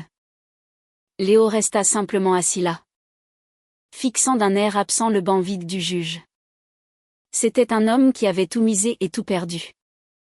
Je me levai, mes jambes faibles de soulagement. Chloé me serra l'épaule. On l'a fait, murmura-t-elle. Je commençai à sortir, mais je m'arrêtai. Je me retournai et me dirigeai vers la table où Léo était toujours assis. Un homme brisé dans un costume à 1000 €. Il leva les yeux vers moi. Ses yeux vides.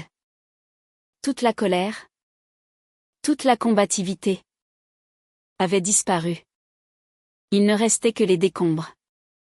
Pourquoi? Eva? Murmura-t-il. La voix rauque. Pourquoi as-tu dû me détruire? Je le regardai. Non pas avec haine. Ni avec pitié. Mais avec une clarté étrange et triste.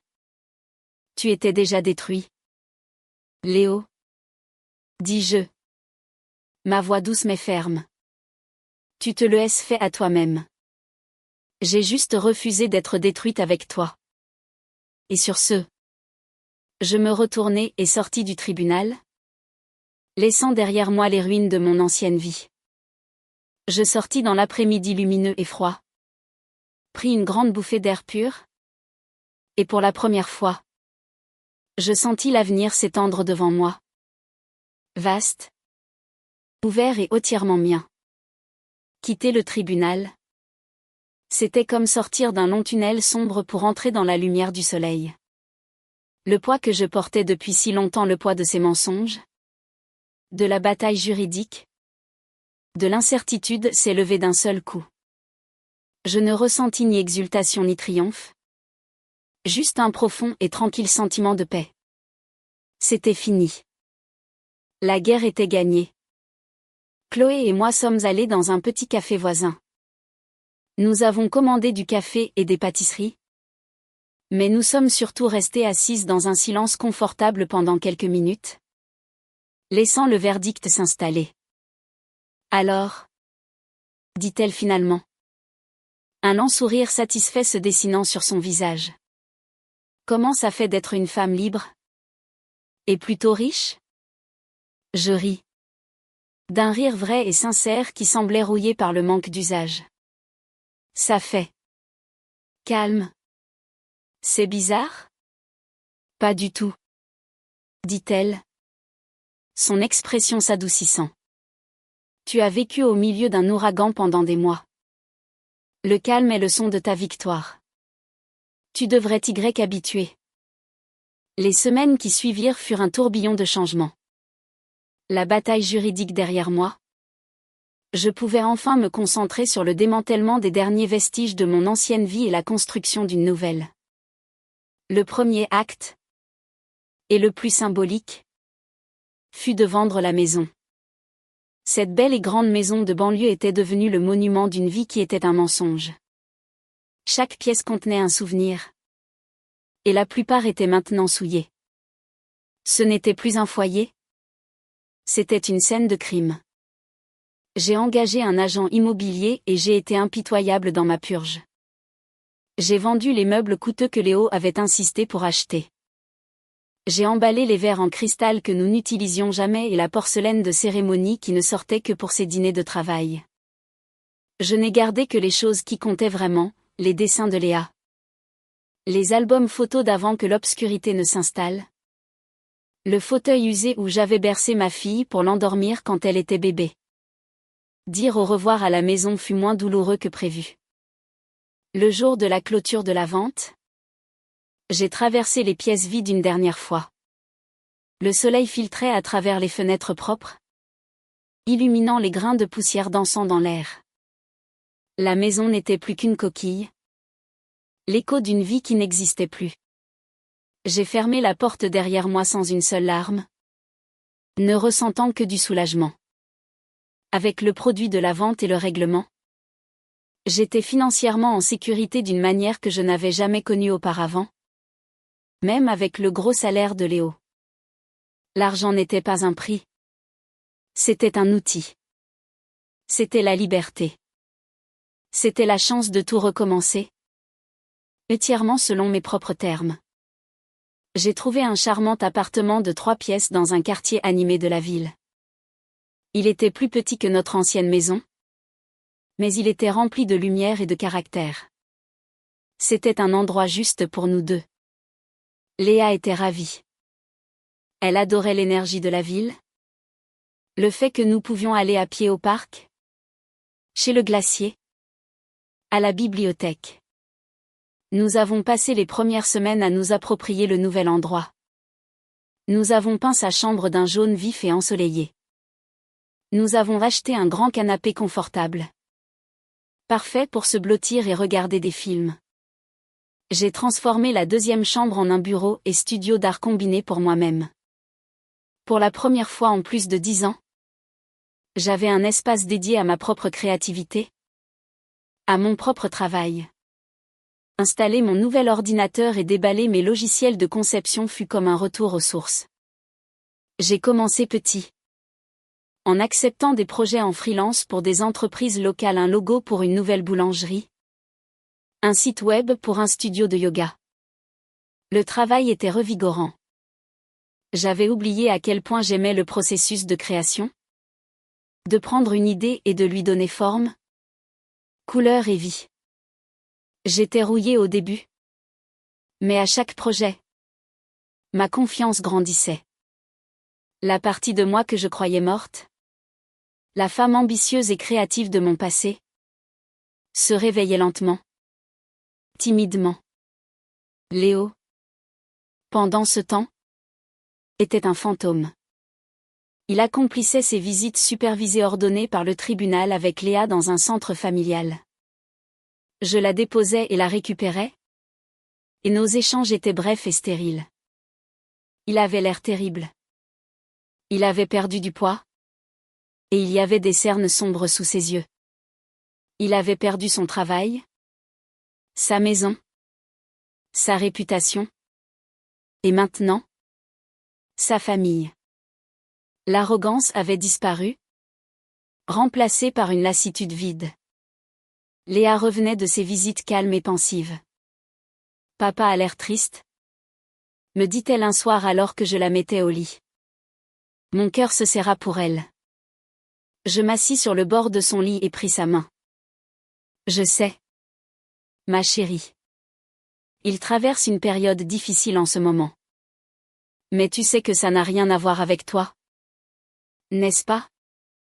Tu sais qu'il t'aime très, très fort. Et tu m'aimes aussi?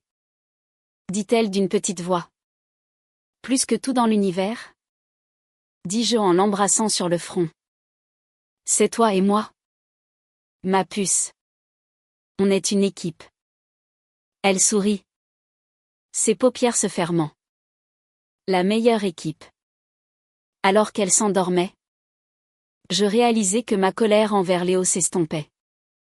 Elle n'avait pas disparu, mais ce n'était plus le feu dévorant qu'elle avait été. Elle était remplacée par une sorte de pitié détachée. C'était un homme à qui on avait tout donné, une femme aimante, un bel enfant, une carrière réussie, et il avait systématiquement tout incendié par pure et pathétique cupidité. Sa punition n'était pas la perte de son argent ou de son travail. Sa punition était de devoir vivre en sachant ce qu'il avait jeté. Le processus de guérison fut lent et pas toujours linéaire. Il y eut des jours de solitude écrasante, des nuits où le silence de l'appartement semblait assourdissant. Je reconstruisais ma vie à partir de zéro. Et c'était un travail difficile. J'étais une mère célibataire, une chef d'entreprise, une femme qui redécouvrait qui elle était après une décennie à se définir à travers son mari. Mais il y eut aussi des moments de joie pure et sans mélange. Rire avec Léa jusqu'à en avoir mal aux côtes pour une blague idiote. L'immense satisfaction d'envoyer une facture pour un projet que j'avais réalisé seul. M'asseoir dans mon studio ensoleillé avec une tasse de café. Toute la journée s'étendant devant moi. Pleine de possibilités. Un après-midi. Environ 6 mois après la finalisation du divorce. Je travaillais sur une proposition de marque pour un nouveau client. Mon téléphone sonna. C'était une de mes anciennes professeurs de l'école de design. Une femme à qui je n'avais pas parlé depuis des années. Eva, dit-elle. Sa voix aussi chaleureuse et énergique que dans mon souvenir. J'ai vu certains de tes nouveaux travaux en freelance circuler en ligne. C'est fantastique. Tu n'as pas perdu la main. Merci. Maria.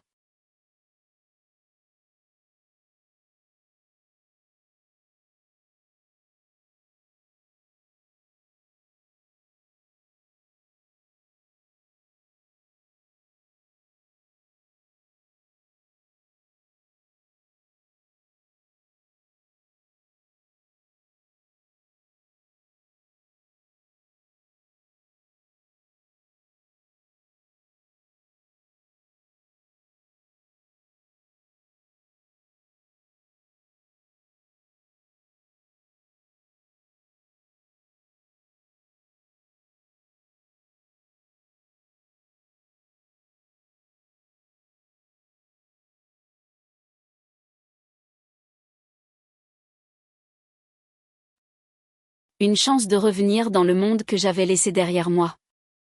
Non pas en tant qu'étudiante, mais en tant que mentor. J'adorerais ça. Réussis-je finalement à dire? Un immense sourire se dessinant sur mon visage. J'adorerais ça. Absolument. Quand je raccrochais, je me penchais en arrière dans ma chaise et regardais autour de mon petit studio. Les murs étaient couverts de croquis et de palettes de couleurs. L'écran de mon ordinateur brillait du logo que je concevais. Dehors, Les sons de la ville bourdonnaient de vie. Pendant si longtemps, mon monde s'était rétréci, se refermant sur moi. Maintenant, il s'étendait enfin. Magnifiquement. Le passé était une cicatrice, mais ce n'était plus une plaie ouverte. L'avenir n'était pas écrit. Et pour la première fois depuis très longtemps, c'est moi qui tenais le stylo. Une année peut tout changer. 1 an après être sortie de ce tribunal, j'étais une femme différente menant une vie différente. Le poste d'assistante à l'université était parfait. Il me donnait une structure, un but et un lien avec une communauté dynamique de jeunes esprits créatifs. Il me donnait également la flexibilité de continuer à développer ma propre entreprise de freelance, qui était maintenant florissante. J'avais un flux constant de clients, et ma réputation professionnelle, celle que je pensais avoir perdue à jamais, grandissait. Je n'étais plus seulement Eva, l'épouse bafouée des blogs à potins. J'étais Eva, la designer talentueuse. Ma nouvelle vie était plus petite, plus simple et infiniment plus riche que l'ancienne. Ma relation avec Léa s'épanouit dans notre nouvel environnement paisible. Nous avons trouvé un rythme confortable entre l'école et le travail, les visites au parc et les soirées pizza. Nous étions une équipe, une unité solide et inséparable de deux. Le regard hanté qu'elle avait eu pendant le pire du divorce avait disparu, remplacé par l'étincelle insouciante d'une enfant heureuse et bien-aimée. Je ne sortais avec personne. Je n'étais pas prête. Je me concentrais sur ma fille et ma carrière, sur la redécouverte et la reconstruction de moi-même. Pour la première fois, être seule ne me semblait pas être un état de solitude. C'était un état de plénitude. Je me suffisais, telle que j'étais. Un après-midi d'automne frais, presque exactement 1 an après l'audience finale, j'allais chercher Léa après sa visite hebdomadaire avec Léo. Les visites supervisées avaient pris fin quelques mois plus tôt, et maintenant il l'avait quelques heures chaque samedi. Il l'emmenait au parc ou au musée. Nos échanges étaient toujours brefs, menés sur le terrain neutre du hall d'un café. J'attendais près de l'entrée quand je les vis s'approcher, main dans la main. Léo avait l'air différent. Il avait pris un peu de poids, et la tension perpétuelle dans sa mâchoire avait disparu. Il portait un jean et un simple pull, pas un costume de créateur. Il ressemblait à une personne normale, pas à l'architecte de haut vol qu'il avait tant essayé d'être. Il sourit un peu en me voyant, un sourire sincère et fatigué. Léa courut en avant et se jeta dans mes jambes. Maman. Papa m'a emmenée au musée des sciences. On a vu un vrai squelette de dinosaure. S'exclama-t-elle, le visage rayonnant d'excitation. Ça a l'air génial. Ma chérie, dis-je en la serrant fort. Léo s'arrêta à quelques mètres. Elle a passé une bonne journée? Dit-il. La voix calme. J'en suis contente. Répondis-je.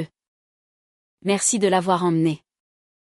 Je m'attendais à ce qu'il se retourne et parte, comme il le faisait toujours. Mais il hésita. Eva. Est-ce que je peux te parler une seconde? J'étais méfiante, mais j'acquiesçai. Je dis à Léa d'aller s'asseoir à l'une des petites tables et que j'arrivais tout de suite. Qu'est-ce qu'il y a?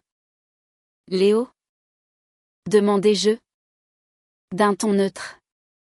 Il prit une profonde inspiration, et pour la première fois depuis cette nuit au restaurant, il croisa mon regard directement.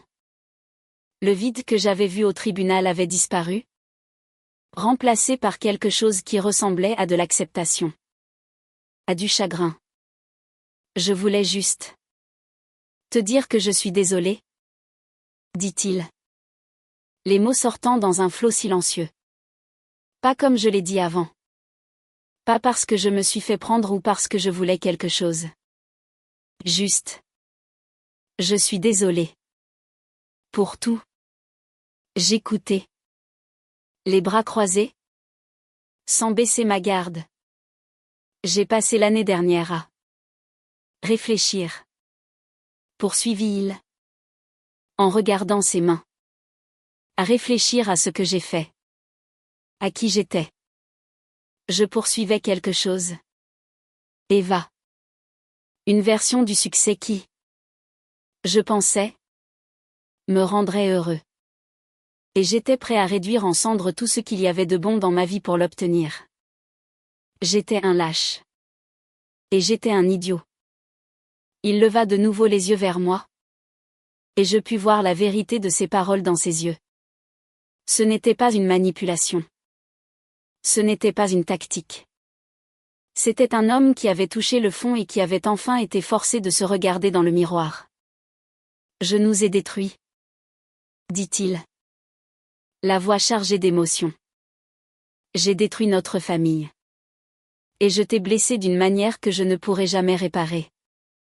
Et je suis tellement désolée pour ça. Tu ne méritais rien de tout ça. Une vague d'émotions complexes m'envahit. La colère qui avait été mon carburant pendant si longtemps s'était enfin consumée. Il ne restait que le tissu cicatriciel d'une blessure profonde et ancienne. Entendre ses excuses, ses vraies et honnêtes excuses, ne la guérit pas par magie. Mais c'était comme un baume apaisant. C'était la reconnaissance que je n'aurais jamais pensé obtenir.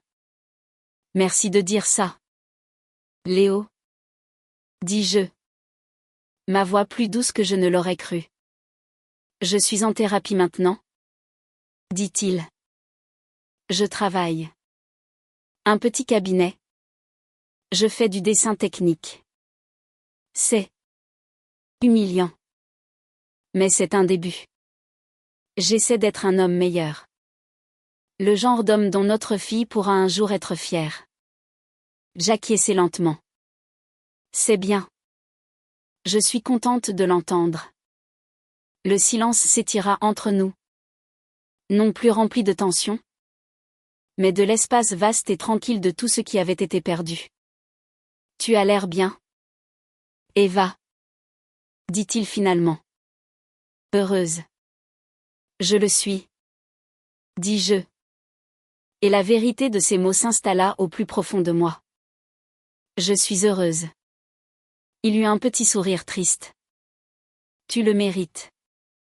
Il plongea la main dans sa poche et en sortit une petite enveloppe simple. Ce n'était pas un document juridique. C'était une carte d'anniversaire pour Léa. Pour sa fête la semaine prochaine. Je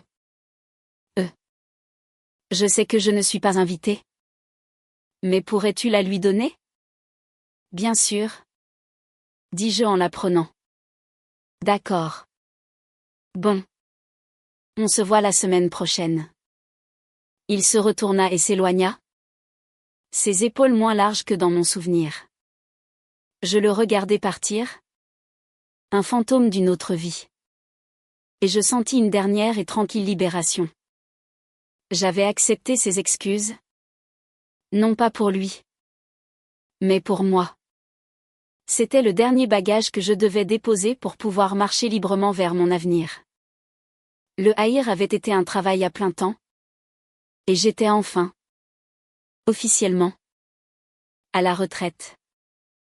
Je me dirigeais vers Léa, qui était occupée à dessiner sur une serviette en papier. Je m'assis en face d'elle. Un vrai sourire aux lèvres. Prête à rentrer? Ma chérie? Elle hocha la tête, poussant la serviette vers moi sur la table. C'était un dessin. Un simple portrait en bâton de nous deux. Nous tenant la main.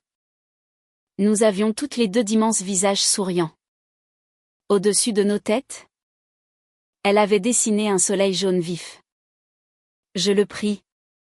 Mon cœur gonflé d'un amour si pur et si puissant qu'il m'en coupa presque le souffle. C'était ma vie. C'était ma vérité. Cette petite fille. Notre appartement douillet. Le travail que j'aimais. Ce n'était pas la vie que j'avais prévue il y a 10 ans. C'était tellement mieux. C'était une vie que j'avais bâtie non pas sur des mensonges ou l'ambition, mais sur la résilience, le courage et l'amour. Je pris sa main. Ses petits doigts s'ajustant parfaitement aux miens. Nous sortîmes du café et entrâmes dans la lumière dorée de l'après-midi. L'avenir était inconnu. Mais pour la première fois depuis très longtemps, je n'avais pas peur. J'étais prête. J'étais libre.